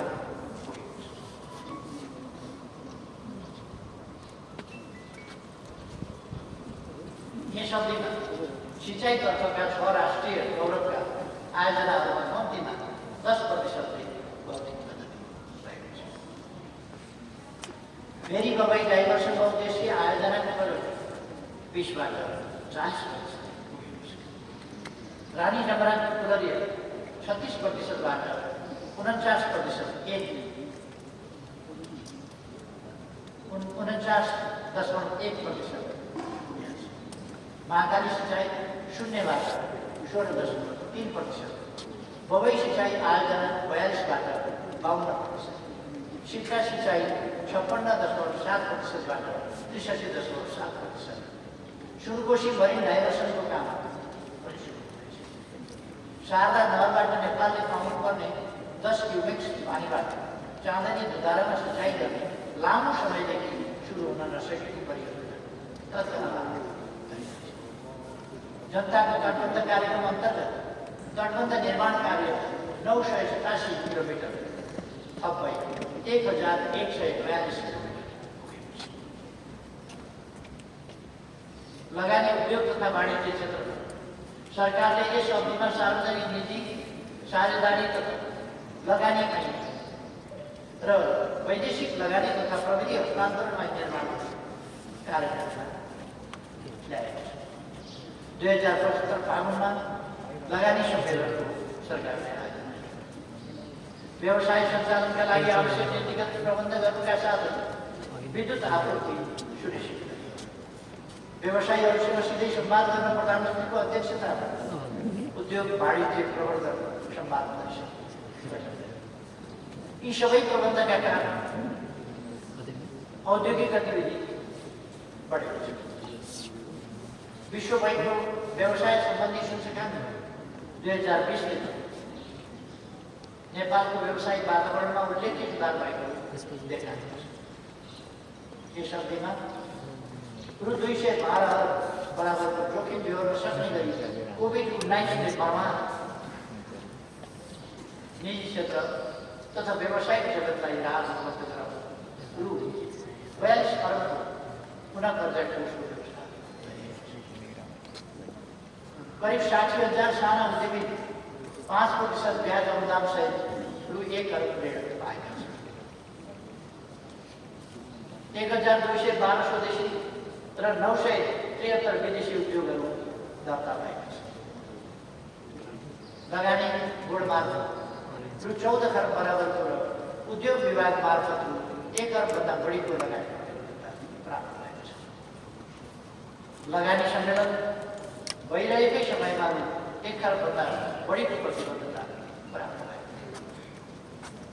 धौबानीको फलाम खानेबाट फलामको व्यावसायिक उत्पादन सुरु गर्न धौबानी फलाम कम्पनी लिमिटेड स्थापना गरी कार्यरत 3 वर्षपछि नेपालीले नेपालमै उत्पादन भएको फलामको प्रयोग गर्न पाउँछ। दैलेखमा पेट्रोलियम खानी र बैतडीमा फस्फरस खानीको अन्वेषण जारी छ। यो सरकार बन्नु अघिको सरकार 20% को आयात वृद्धि करिब 8%मा गरेको कुल आयातमा कमी आएको छ। निर्यातमा वृद्धि हुँदै गएको कारणले व्यापार घाटा साथै समुद्रमा यस अवधिमा आयात 12.1%ले घटेको छ। निर्यात 4.5%ले बढेको छ। कुल गार्हस्थ्य उत्पादन अनुपातमा व्यापार घाटा 9%ले घटेको छ। खानेपानी तथा सरसफाइको क्षेत्र मैले गत वर्ष आजकै दिन जानकारी गराएको दक्षिण एसियामा नेपाल पहिलो खुला दिशामुक्त देश घोषणा गरेको छ। यसले देशलाई सभ्यताको एक सुई मात्र बनाएको छ।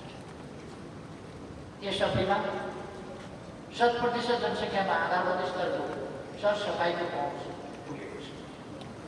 सघन शहरी विकास कार्यक्रम अन्तर्गत तराई मधेसका 20 जिल्लाहरू 442 किलोमिटर ढल निर्माण गरिएको छ। तराई मधेसमा ढल निर्माण सरसफाइको क्षेत्रमा नयाँ प्रगति। आधारभूत खानेपानीमा 91% जनताको पहुँच पुगेको छ। 3 वर्ष 83.7% भौतिक प्रगति भएको राष्ट्रिय गौरव मेलम्ची खानेपानी आयोजना अनेक व्यक्तित्वलाई सधैँ सम्पन्न छ। यस अवधिमा 5वटा ठुला आयोजना सम्पन्न भएका छन्। यसबाट 95,241 जनसङ्ख्या लाभान्वित भएको छ। मेलम्ची सहित अन्य 81वटा ठुला आयोजना सम्पन्न हुने क्रममा रहेको छ।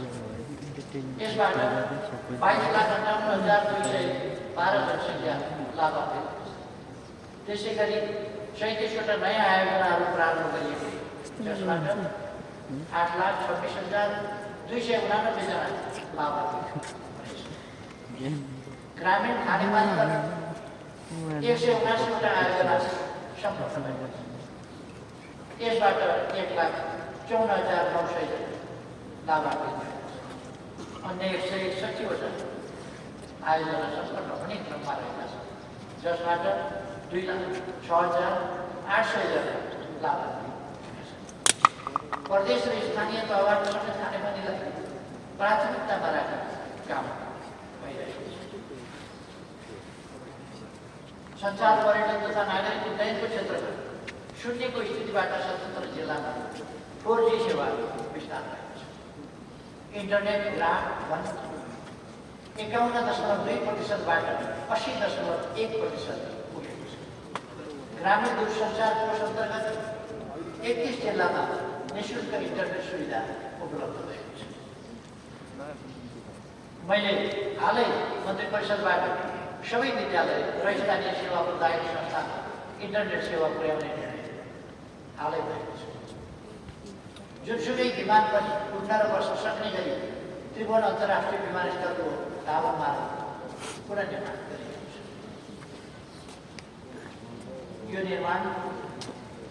यो पुनर्निर्माण 40 वर्षपछि तोकिएको समयभित्रै सम्पन्न भएको छ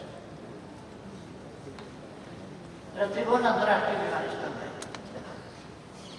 हामीले बुटिक एयरपोर्टको रूपमा एउटा आकर्षक एयरपोर्टको त्यहाँ पनि हाम्रो इतिहास झल्कने र आधुनिकता कल्किने हिसाबले उत्कृष्ट गरेका थियौँ। त्यसै अनुसार त्यसको पुनर्निर्माण भएको छ। यस अवधिमा नेपालका 53 विमानस्थलहरू मध्ये 12 महिना सञ्चालन हुने विमानस्थलको सङ्ख्या 29बाट अब 36 पुगेको छ। तीमध्ये रातिको समयमा पनि चल्ने विमानस्थलको सङ्ख्या 8 पुगेको छ। विराटनगर र सुर्खेत विमानस्थललाई प्रदेश र स्थानीय तहसँग समन्वय गरी विस्तार गरिनेछ। धनगढी, काठमाडौँ, जनकपुर, विराटनगर र भद्रपुर विमानस्थलहरूमा प्रतिकूल मौसमको समयमा पनि भू उपग्रहमा उडान तथा अवतरण गर्ने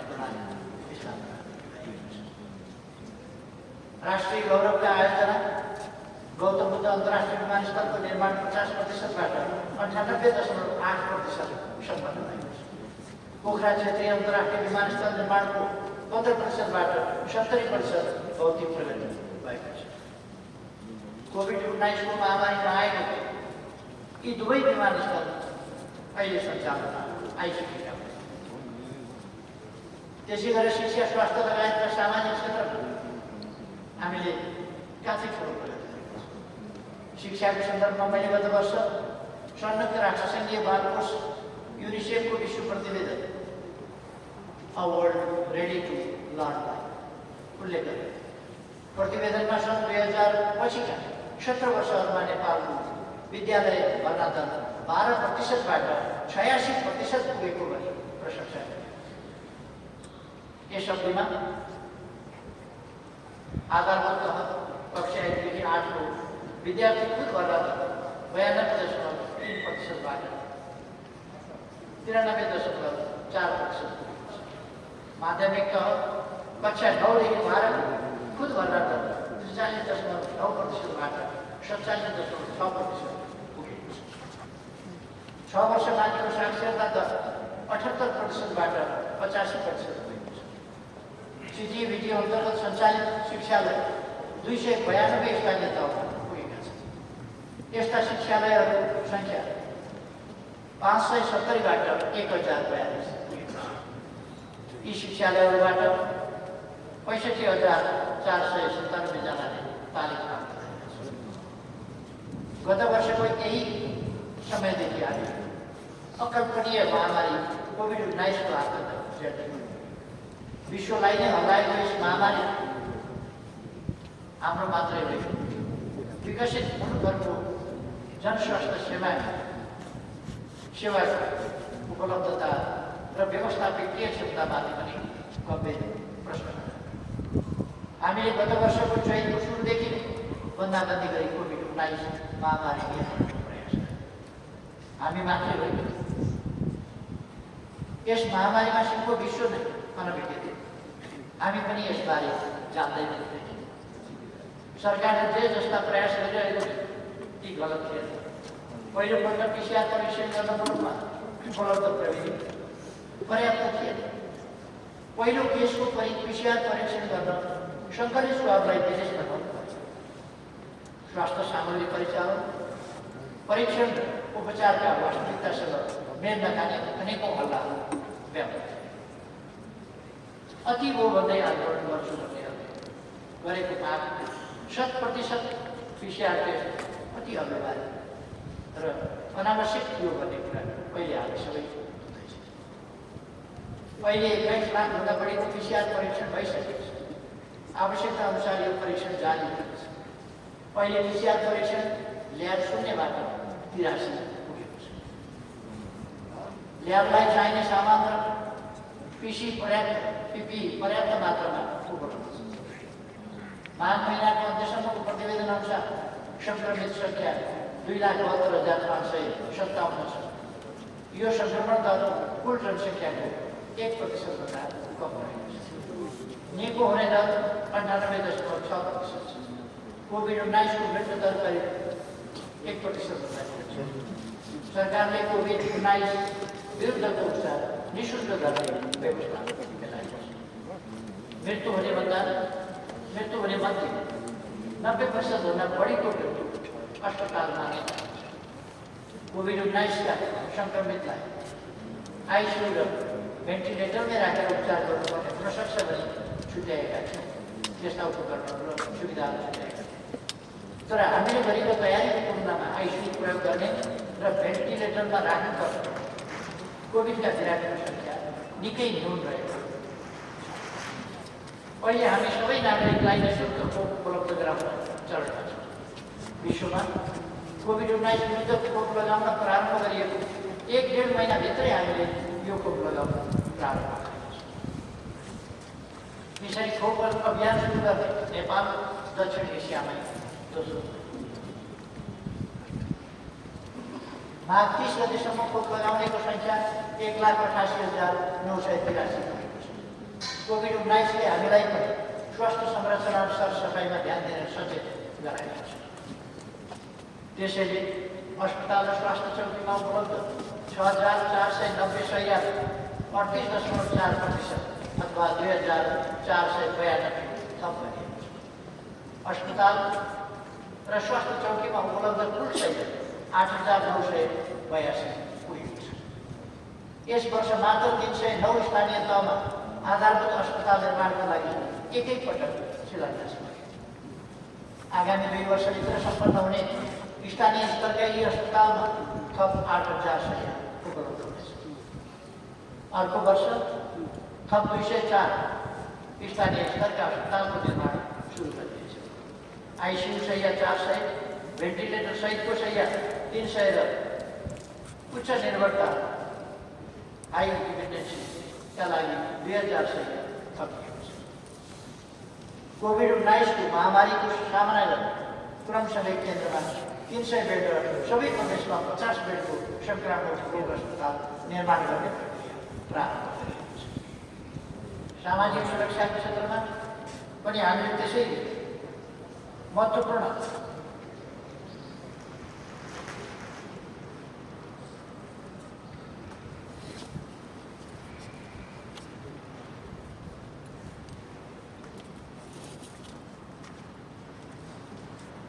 जनतालाई लोक कल्याणकारी राज्यको अवधारणाहरू सामाजिक सुरक्षा उपलब्ध गराउने कार्यक्रम हामीले नै सुरु गरेका छौँ।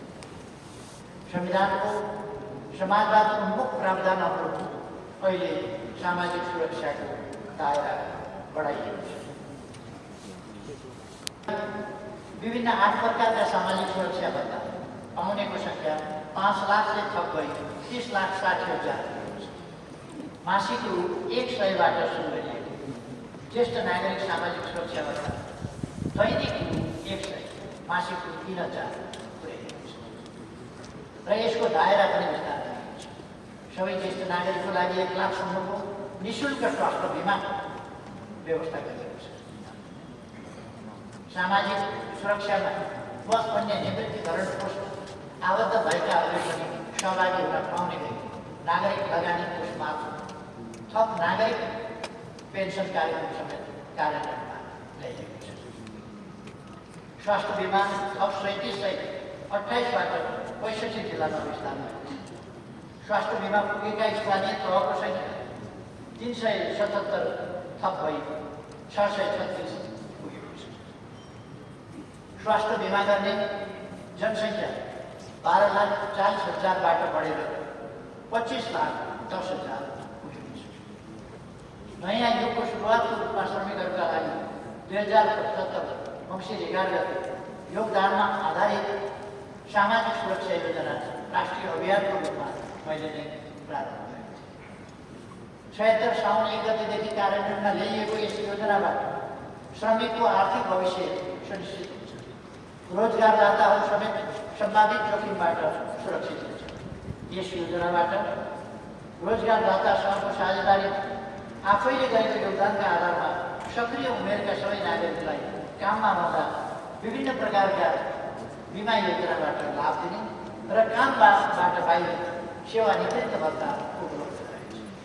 यस योजनामा हालसम्म 12,000भन्दा बढी रोजगारदाता र 2 लाख श्रमिकहरू आबद्ध भइसकेका छन्।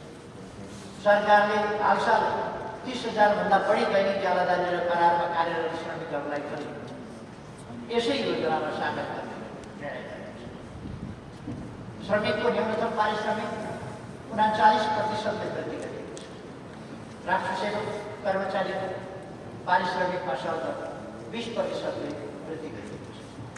नेपाली सेनामा 16 वर्ष सेवापछि निवृत्तिकरणको व्यवस्था गरिएको छ।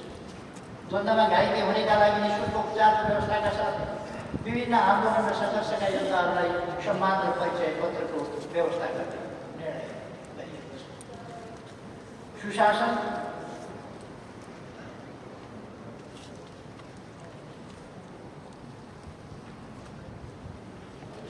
र भ्रष्टाचार विरुद्धको अभियानको सन्दर्भमा गत वर्ष आजकै दिन प्रतिनिधि सभामा सम्बोधन गर्दा मैले भनेको थिएँ, म आफू भ्रष्टाचार गर्दिनँ र अरूलाई पनि गर्दिनँ। आज फेरि एकपटक दोहोऱ्याउन चाहन्छु, दुराचारी र दुराचार, भ्रष्ट र भ्रष्टाचारका सन्दर्भ मुखमा पानी हालेर बोल्ने मेरो बानी छैन। जो जतिसुकै उच्च ओहदावाला होस् वा कथित पहुँचवाला, तिनको मुख हेरेर सजाय तोकिन्छ। कारवाही गर्ने नगर्ने फैसला लिए यो मेरो प्रतिबद्धता लोक रिझाइ वा कोठे भक्ति होइन, निष्ठा। त्यही निष्ठाका कारण भ्रष्टाचार र अधिकारको दुरुपयोग छानबिन गर्ने विभिन्न सरकारी निकायहरूलाई मैले प्रधानमन्त्री कार्यालय अन्तर्गत ल्याएको छु। कतिले यसलाई शक्तिको अति केन्द्रीकरण गरेको, यो त अलोकतान्त्रिक भयो भन्नेहरूका आरोपमा नअल्मलिएर ठिकै गरेको रहेछु भन्ने 3 वर्षको अवधिमा प्राप्त कामको प्रभावकारिताको परिणाम देखाएको छ। भ्रष्टाचार विरुद्ध जिम्मेवारी पाएका हाम्रा निकायहरूले त्यसका विरुद्ध अभियान नै चलाएका छन्। यस अवधिमा भ्रष्टाचार, राजस्व चुहावट र सम्पत्ति शुद्धिकरण अन्तर्गत कुल 1154 मुद्दा दर्ता भएका छन्। थप 736 मुद्दा दायर गरेका छन्। बिगो दावी रु 4810 करोड गरिएको छ। राजस्व चुहावटका कसुरका 215 मुद्दा 11 राष्ट्र सेवक कर्मचारी सहित 755 जना विरुद्ध 32,79 करोड 90 लाख बिगो असुल गरियो। जरिवाना र कैद सजाय माग गरियो मुद्दा चलाइएको छ। विदेशी विनिमय अपचलन तथा अवैध भिन्डी कारोबारको कसुर 440 जना विरुद्ध 10,72 करोड 69 लाख बिगो कायम गरियो। त्यसको तेवर जरिवाना र 3 वर्ष कैद सजाय माग गरिएको छ। झुटा नक्कली बिजन बनाउने त कारखाना नै चलेको रहेछ। यस्ता झुटा कागजात जारी गरी राजस्व चुहावट गर्ने 200 फर्ममध्ये छानबिन पुरा भएका 127 फर्मलाई रु 10,68 करोड बिगो कायम गरी संलग्न व्यक्ति विरुद्ध मुद्दा दायर गरिएको छ। नक्कली बिजन खरिद गर्ने फर्महरूमध्ये 52 वटाले 4,61 करोड भन्दा बढी बिगो कायम गरी मुद्दा दायर गरिएको छ। यस वर्ष अख्तियार दुरुपयोग अनुसन्धान आयोगले इतिहासमै सबैभन्दा धेरै मुद्दा दर्ता गरेको छ। विशेष अनुसन्धानबाट मुद्दा दायर गरिएको सङ्ख्या 3 वर्ष पहिले 194 थियो। यस आर्थिक वर्षमा मात्रै 441। कुल बिगो दाबी रकम पहिले रु 40.6 करोड थियो भने अहिले रु 253.7 करोड रहेको छ।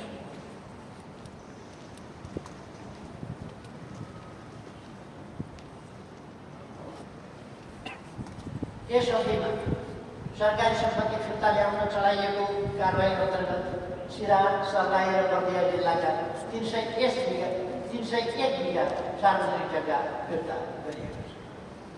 माथिल्लो त्रिशुली 1 जलविद्युत परियोजनाको पहुँच मार्गको लागि भोगाधिकार दिएको 110 रोपनी जग्गामा खडा गरिएको नक्कली बोई खारिज गरी त्यसलाई फिर्ता गराइएको छ। काठमाडौँको ललिता निवासको 136 रोपनी जग्गा जालसाजी गरी हडप्ने कार्य विरुद्धको मुद्दा जारी छ। माता तीर्थको करिब 174 रोपनी जग्गामा भएको कानुन विपरीत काण्डको छानबिन भइरहेको छ। साथै स्थानीय तह, प्रदेश तथा नेपाल सरकारका सबै प्रकारका चल अचल सम्पत्तिको विद्युतीय अभिलेखनको व्यवस्था मिलाइएको छ। आर्थिक सुशासन, आर्थिक अनुशासन महालेखा परीक्षकको पछिल्लो प्रतिवेदन सङ्घीय सरकारी निकायको विगत 3 वर्षको लेखा परीक्षक र बेर अङ्क तुलना गर्दा आर्थिक वर्ष 2073-74 5.41 र 2074-75 5.29% वृद्धि भएको छ। यस आर्थिक वर्षमा 4.05% मात्र वृद्धि कायम भएको छ। अब 2075-76 मात्र रु 83.48 करोड वृद्धि घोषणा भएको छ। सुशासनका लागि डिजिटल नेपाल भ्रष्टाचार क्षेत्र टाल्न र सेवाग्राही जनतालाई छरितो सेवा उपलब्ध गराउन डिजिटल प्लेटफर्मलाई सुदृढ गरिएको छ। यी संरचनागत व्यवस्था आजका लागि मात्र तयार नभए भोलिका लागि आधार। यसमा रहेका प्राविधिक कमजोरीहरू क्रमशः सुधार हुँदै जानेछ।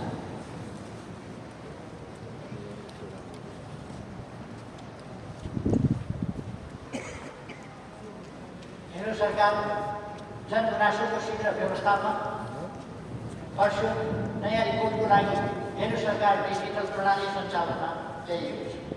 अब कुनै पनि गुनासो सोझै सम्बन्धित कार्यालयमा प्रभाव हुने र त्यसमाथि कारवाही गरे नगरेको सम्बन्धित गुनासोकर्ता आफैले हेर्न सक्छ।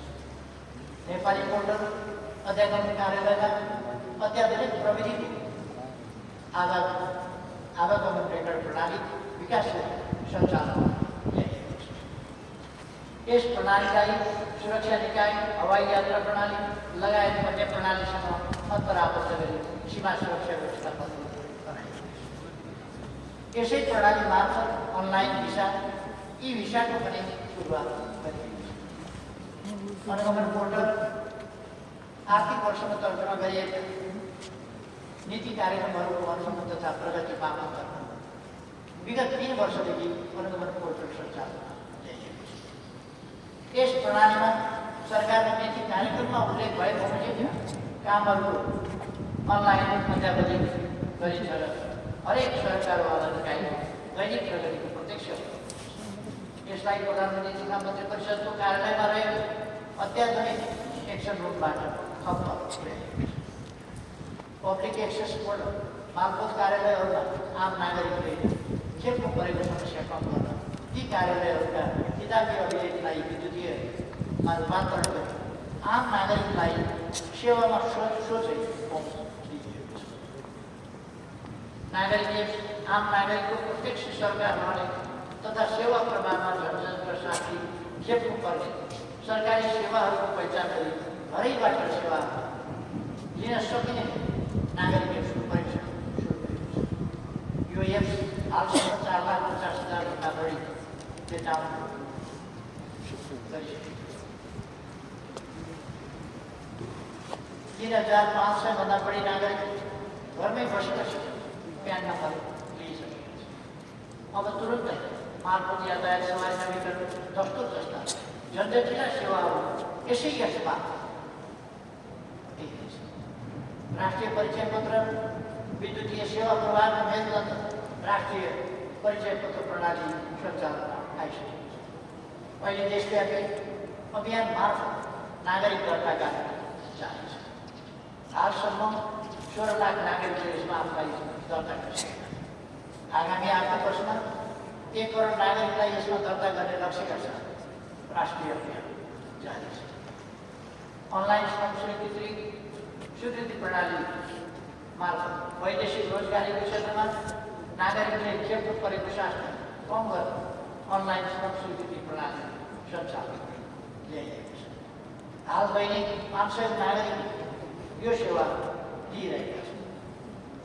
सरकारी दस्तुर तथा राजस्व सङ्कलनको विद्युतीय भुक्तानी प्रणाली सञ्चालन आइसकेको छ। हाल ट्राफिक जरिमाना अन्तर्गत आन्तरिक राजस्व कार्यालय स्थानीय निकायको कर घरबाटै भुक्तानी गर्न सकिने भएको छ र अरू थप सेवाहरूको भुक्तानी अनलाइन प्रणालीमा क्रमशः ल्याइएको छ। मालवस्तु अनुगमन प्रणाली राजस्व चुहावट रोक्न संरचना सुधारको कार्यक्रम अन्तर्गत मालवस्तु तथा ढुवानी साधनको अनुगमन प्रणाली BCDS 2076 साउन 1 गतेदेखि प्रयोगमा ल्याइएको छ। 77 पुसम्म 1,05,22 यसको प्रयोग गर्दछ। दैनिक 20,000 बारको कन्साइनमेन्ट यस प्रणालीमा प्रविष्ट भइसकेको छ। बिल 1,22,44,276 र ज्ञापन पत्र 5,98,177 र चलान 5,59,726 यसमा रेकर्ड भइसकेको छ।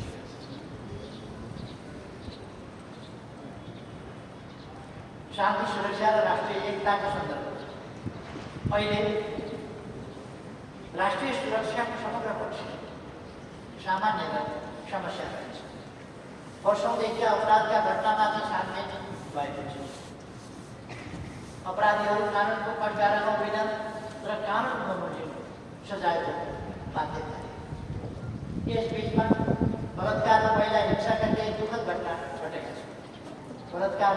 बलात्कार पछिको हत्याकाण्ड होस् वा महिलामाथिको एसिड आक्रमण जस्ता जघन्य हिंसाका घटनाका दोषी कुन गर्न दिइनेछ। सरकारद्वारा एसिड आक्रमण तथा बलात्कार महिला हिंसा विरुद्धका अध्यादेशहरू दोषीलाई सधैँसम्म कारवाही गरेर पीडितलाई तत्काल क्षतिपूर्ति सहित न्याय दिने उद्देश्यले हालै जारी गरेका छन्। सङ्क्रमणकालीन न्यायको सन्दर्भ सत्य निर्माण तथा मेलमिलाप आयोग र बेपत्ता नागरिक छानबिन आयोगका कामलाई निरन्तरता दिन अध्यादेश जारी गरिएको छ।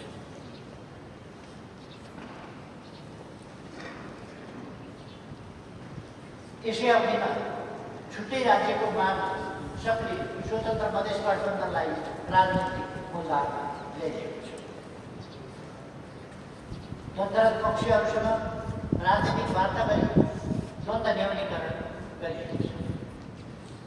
अन्य राजनीतिक पक्षबाट पनि संविधानले दिएको अधिकार प्रयोग गरी शान्तिपूर्ण गतिविधिमा संलग्न रहन र वार्ताको माध्यमबाट समस्याको हल गर्न सरकारले आह्वान गरिरहेको छ।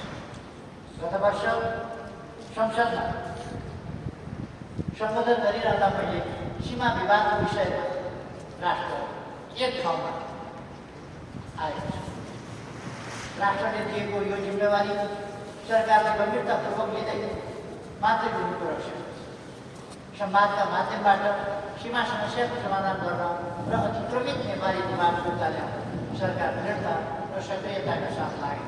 म यस सम्मानित सदनलाई जानकारी गराउन चाहन्छु भनेर मैले गत वर्ष वार्ता र कूटनीतिक माध्यमबाट समस्या हल गर्ने हाम्रो चाहना विपरीतका गतिविधि जारी रहेपछि सरकार अतिक्रमित भूभाग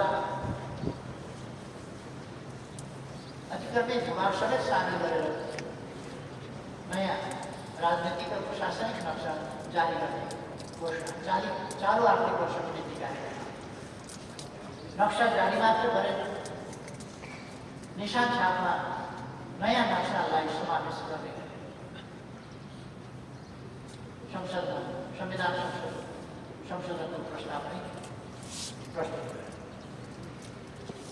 पहिलोपटक सर्वसम्मतिले भएको संविधान संशोधन र संसदमा दलहरूबीच देखिएको अभूतपूर्व एकता राष्ट्र र भौगोलिक अखण्डताको मामिला नेपालीहरू कति संवेदनशील छन् भन्ने स्पष्ट भएको छ। यस अभियानमा सिङ्गो राशि एक भई सरकारको कदमलाई साथ दिएको प्रधानमन्त्रीका हैसियतले म सबैप्रति आभार व्यक्त गर्न चाहन्छु। धन्यवाद। अहिले हामी वार्तामा छौँ र समस्या वार्ताबाट समस्या हल हुने अपेक्षा छ।